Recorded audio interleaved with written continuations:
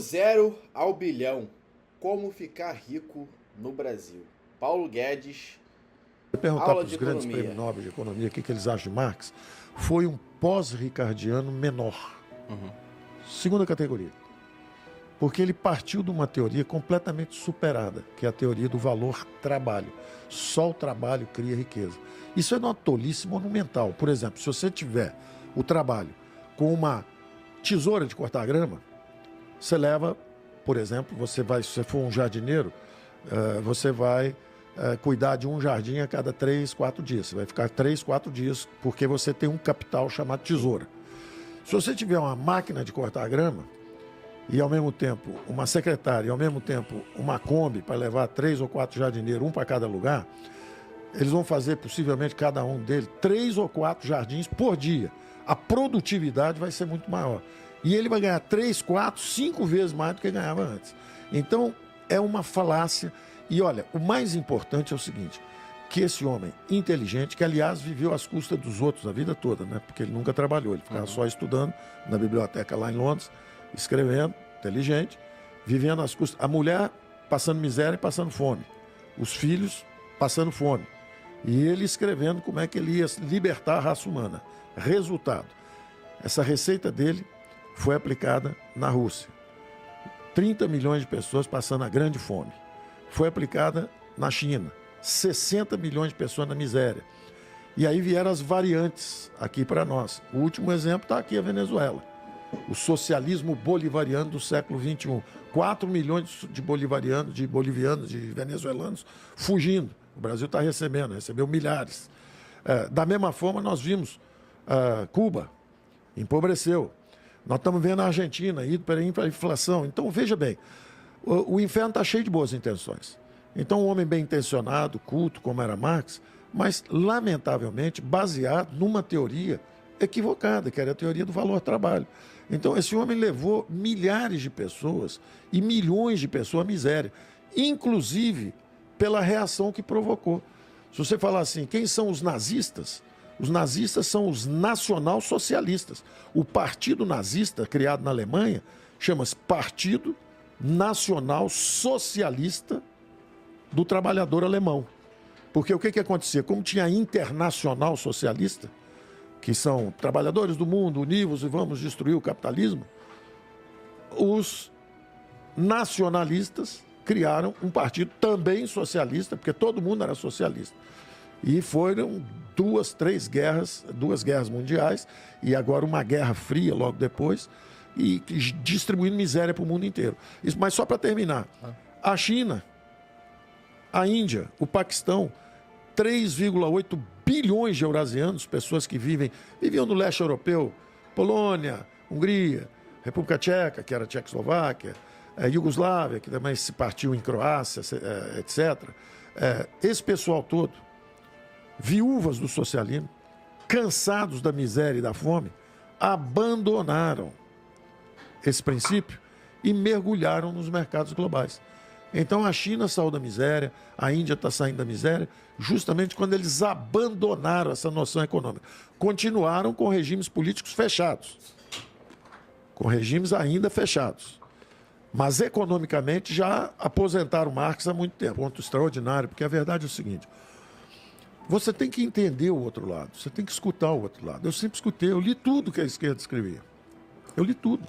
Eu jovem ainda, todo cara jovem, com empatia, com idealismo, a tendência dele é justamente ir um pouco para o lado de lá.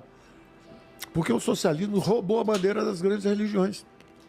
A bandeira das grandes religiões foi sempre o quê? A fraternidade, a igualdade, nós somos todos iguais, somos todos filhos de Deus, irmãos. Então as grandes religiões... Quem já estudou economia e estudou a questão do capitalismo, do socialismo em si, vai lembrar do trecho da parte que a gente aprende sobre ética paternalista cristã. Essa parte lá atrás, na época do feudalismo, que acontecia muito, 1400, 1300, acabou sendo adotada pelo socialismo nos últimos 2 séculos. E faz total sentido no que o Paulo Guedes está falando nesse momento. As religiões sempre foram muito generosas, muito fraternas. E o ser humano nunca viveu no vácuo. Ele sempre viveu em comunidades.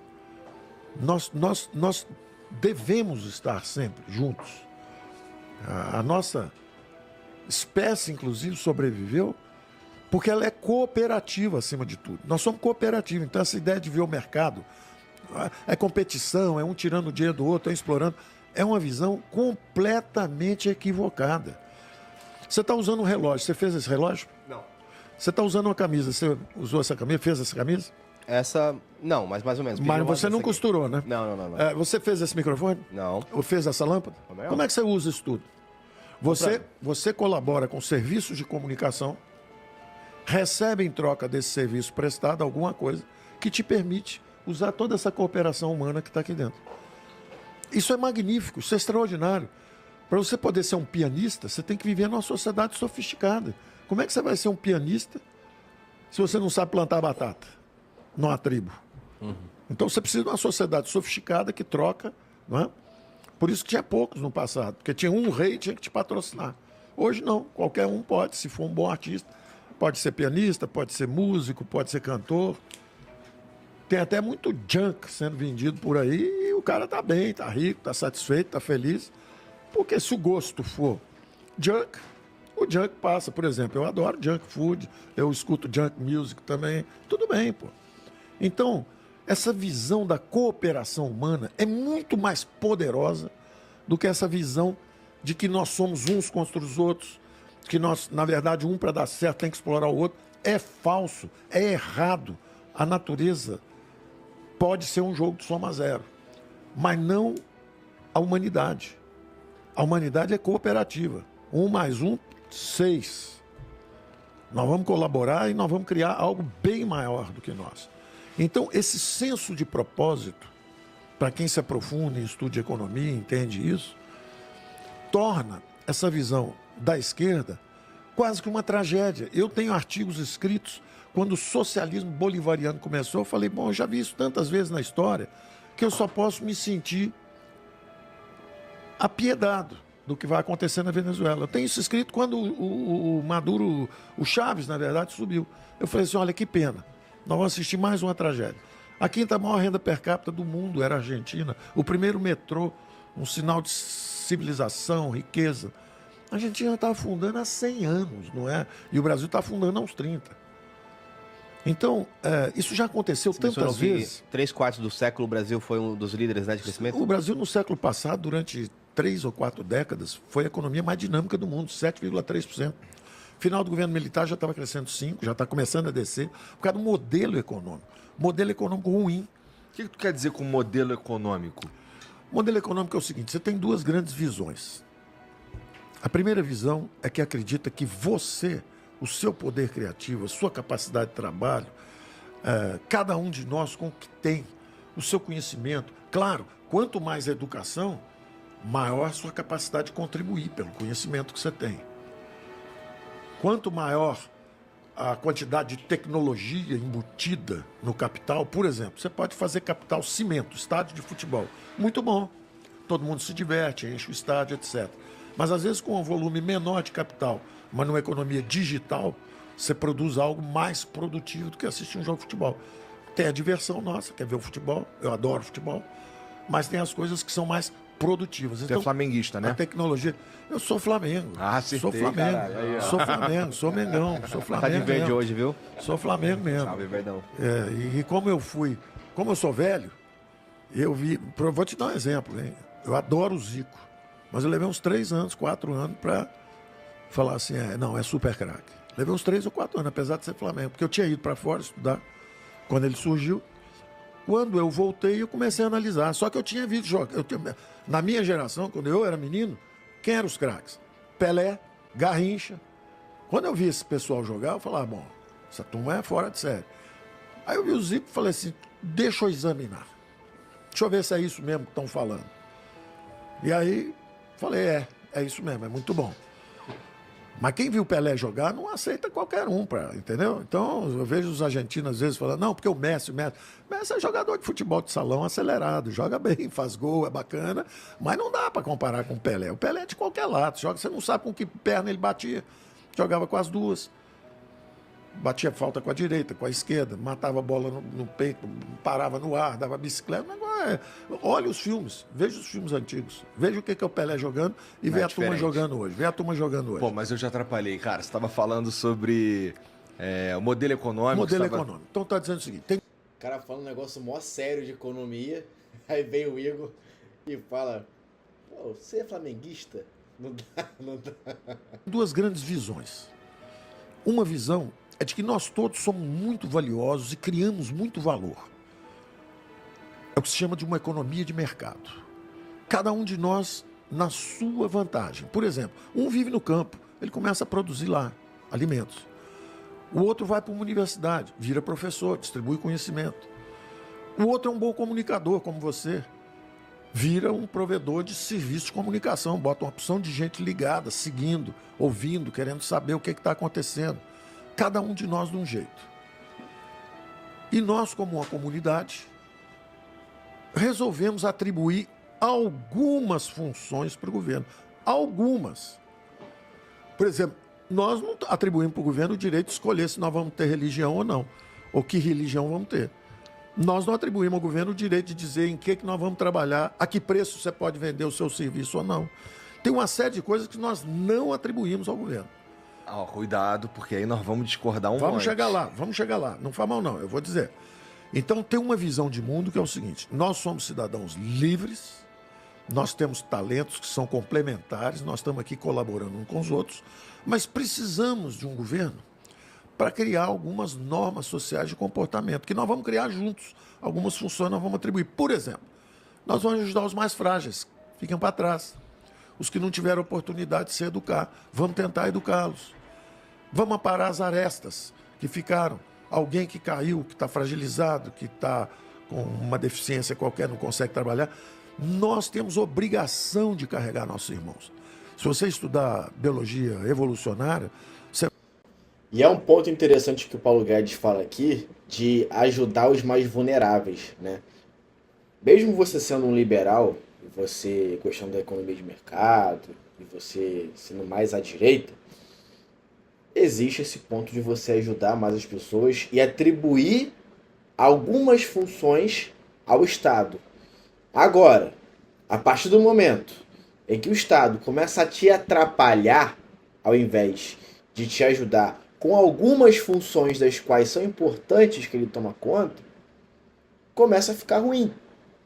Então, o maior problema que nós temos aqui no Brasil, por exemplo, é que o governo está atrapalhando.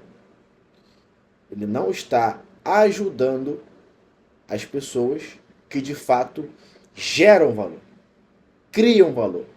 E as pessoas que geram valor, criam valor, pagam seus impostos, e com esses impostos altos, ajudam os vulneráveis, está sentindo que está sendo atrapalhado. O que significa dizer que cada vez mais pessoas de alto valor, não só de dinheiro, mas de cérebro, e vai começar a ir embora do Brasil. Isso já está acontecendo nos últimos 2 anos. Diversas pessoas estão saindo do Brasil e isso vai se acentuar se o governo começar a atrapalhar ainda mais a vida de quem produz. Você vai encontrar, às vezes, quando você vai ver datação de carbono, você encontra assim o esqueleto de um símio, de um antropóide, antes de virar o ser humano. Ele com as duas braços, ele teve fratura nos 2 braços, nas 2 pernas, e ele morreu numa idade avançada. Ele não poderia ter sobrevivido com aquele acidente que ele sofreu quebrando os braços, ele teria que ter falecido. Ele não conseguiria se alimentar sozinho. A tribo cuidou dele. Então a solidariedade, a fraternidade estiveram sempre conosco. Então você ter um governo para ajudar, nota 10, nota 1000. E aí o que acontece? A nossa visão é que nós temos a economia de mercado e temos um governo que cuida justamente dos mais frágeis, das oportunidades, etc. Nós acreditamos que a criação de riqueza, a melhoria, depende da nossa... Inclusive, você pode dizer o seguinte: uma economia de mercado é semelhante à democracia. A democracia é um algoritmo de decisão política descentralizada. É a diferença de um ditador. O ditador é ele que manda em tudo. E ele tem um super-ministro do planejamento que fala assim: eu vou planejar toda a agricultura para os próximos 10 anos, toda a política de semicondutores nacionais, eu vou planejar também toda a nossa política de infraestrutura, eu também vou planejar. É uma farsa. Qualquer ministro do planejamento desse é um farsante. Porque o segredo da humanidade é justamente essa divisão de funções, atribuições, virtudes, etc.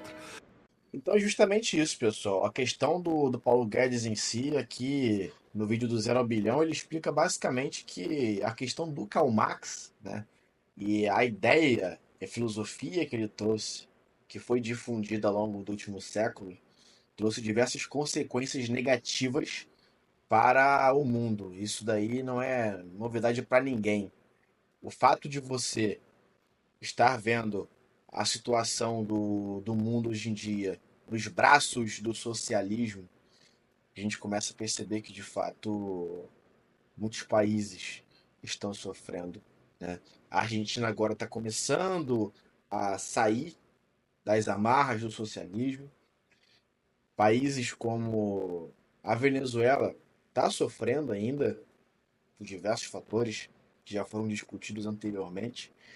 E o que cabe a gente é basicamente entender a importância da economia, do livre mercado e de como as decisões governamentais afetam as nossas vidas. De novo, a partir do momento em que o governo deixa de ajudar em funções específicas das quais a sociedade precisa e começa a atrapalhar pessoas que produzem, pessoas de alto valor, seja ele financeiro ou seja ele intelectual, independentemente do que seja isso, essas pessoas vão sair do país, vão buscar outros lugares.